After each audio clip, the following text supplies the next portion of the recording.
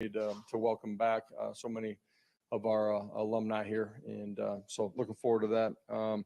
November is also Alzheimer's Awareness Month, and we have a unique opportunity to honor the legacy of Pat Summitt.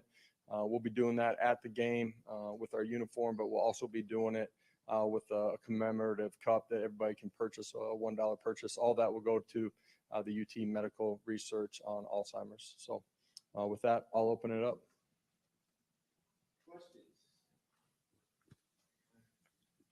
After watching the tape, how do you grade how Dante did on the outside? Dante had a really nice performance. I thought he did a really good job with the ball not in his hand, came his way. He made plays. He was comfortable and performed extremely well.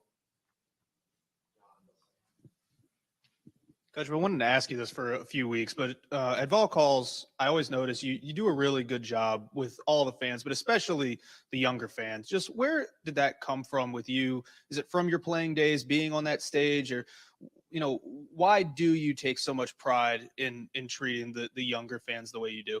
Yeah, I think for me, just as a young kid that grew up around the game, I know how influential any and all those moments were for me in my life. And you know, I grew up a fan of, you know, a lot of major colleges, but of NFL and professional sports, I should say, and got an opportunity to meet a lot of those people. My uncle lived in the Twin Cities and, you know, took me to a lot of those events, and those moments all mattered to me. I just remembered how, you know, I was treated in those moments from those players, good and bad. And so you just try to make an impact and be present in that moment when you can. Kamal hadn't announced on his Instagram late last week about the season-ending injury. So I guess just first your reaction to that and how the secondary played without him. Yeah, you know, extremely disappointed for him. That's, you know, a young guy that came into our program that's continued to grow on the field, but off the field too. He was playing his best football.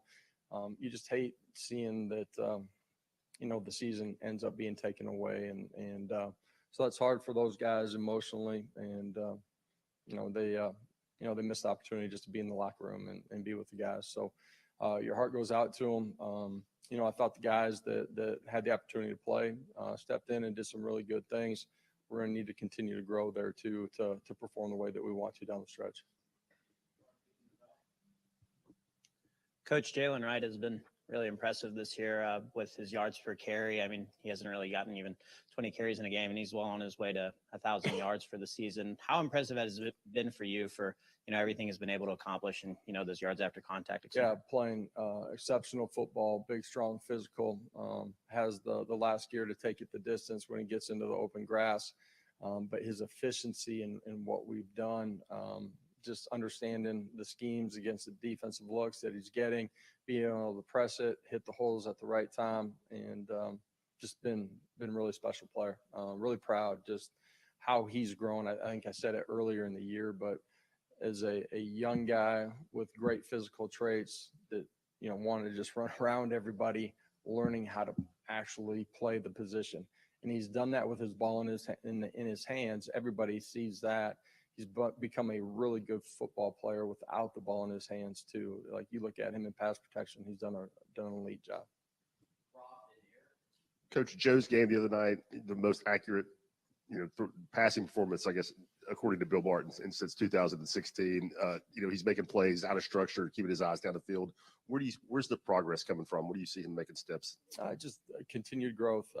There's been a lot of moving parts in front of him. There's been a lot of moving parts out on the perimeter. Just continued growth, excuse me, throughout the season, getting comfortable, being in sync with those guys. The fine details of it. You know, Saturday night, we created explosive plays on scramble drills. We hadn't done that in a long time, and maybe since we've gotten here at that level. And, you know, wide receivers breaking off the routes, doing the right thing when Joe breaks contain. Joe was, you know, uber efficient, great with his eyes, good fundamentally, and extremely accurate with the football. It was a really good performance by him. Josh, kind of building off that, he made a couple of plays, throws outside the pocket that was, you know, really good. How has he gotten better out of the pocket, throwing on the run, throwing off platform? Well, I just think, you know, fundamentally he's gotten better over his time here. You know, everybody being in sync and breaking off gives him the ability to make some of those plays. But being a guy that is more comfortable when he breaks contain of not just being a run first guy, but keeping his eyes down the football field allows those things to happen too.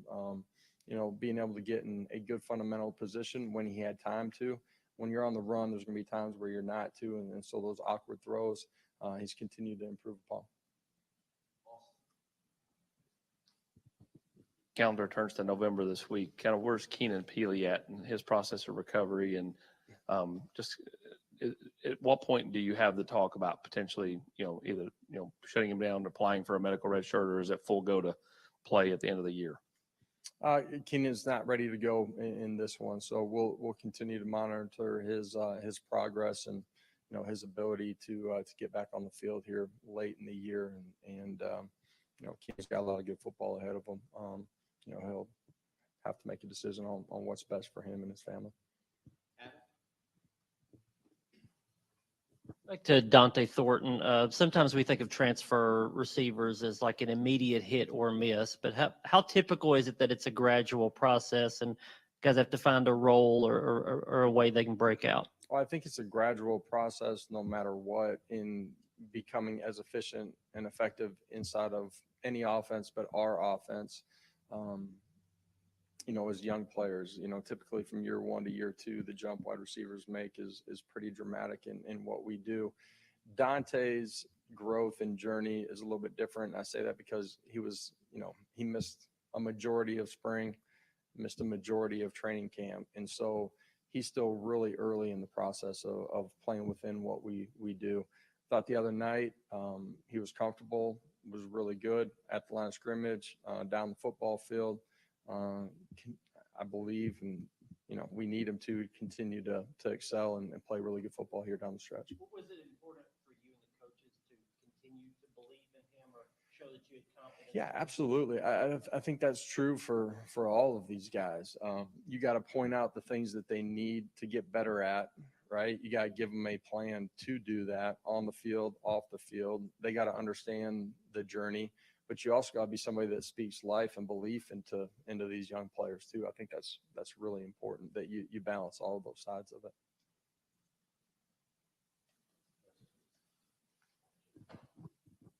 Coach John Campbell was ACC Offensive Lineman of the Week. Obviously, he has a lot of energy when we talk to him, when we see him. What's he done for you guys on the field Loves as a to talk blocker? about Waffle House.